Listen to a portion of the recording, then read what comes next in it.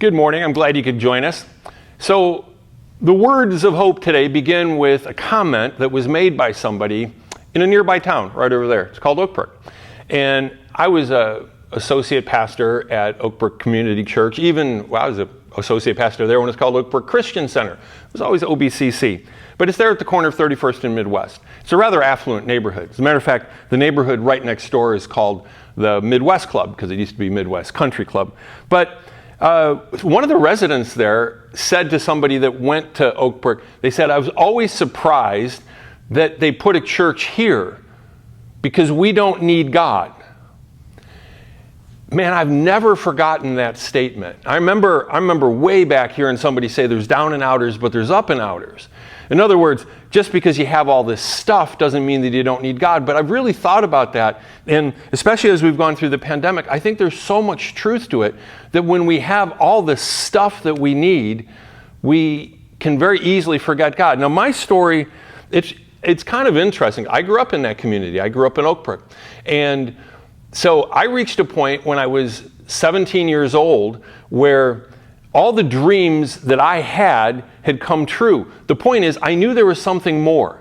I mean, I could go back to when I was a sophomore. I was this shy kid in high school. I know a lot of people have a hard time believing that. But I'm a shy extrovert is what I say.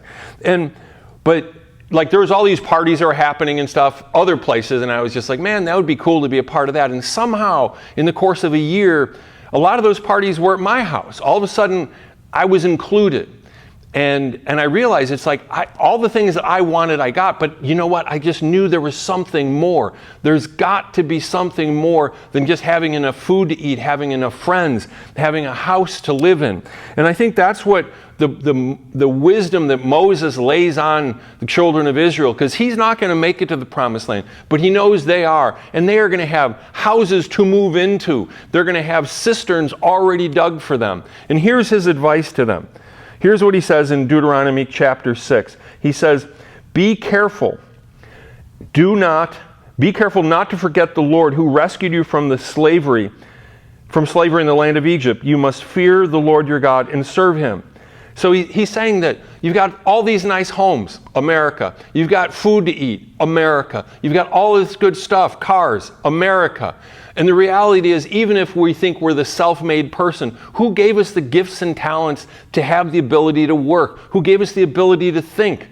But the reality is that many of us do, at different seasons at least, forget God. So the pandemic, and it just seems to just go on and on and on in different stages, right? But I can remember early on, and I would challenge people, God, what is God trying to say to us? And I know that God was trying to get us to look up. But as we come out of at least different things with the pandemic, the White Sox are going to be in the playoffs this week. Unlike last year, they'll have a home game, and it'll be with a full house.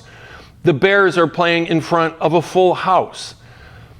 Isn't there a sense that we're just kind of going back to normal, and now we can go back to the way things were? I just want to implore you today, God doesn't want us to go back to the way we were before. With 9/11, I felt like people changed for a month or two. And then I remember even The Onion, that crazy newspaper, satirical. It's just like, thank God, now we can go back to all of our pointless banality and entertainment. And I still remember some of the images. The point is, God wants us to draw close to him. And whether you live in a $5 million home or you're homeless, we are all in need of God. Don't forget the Lord your God. Remember him today. Find ways to remember him and be close with him today. God bless you.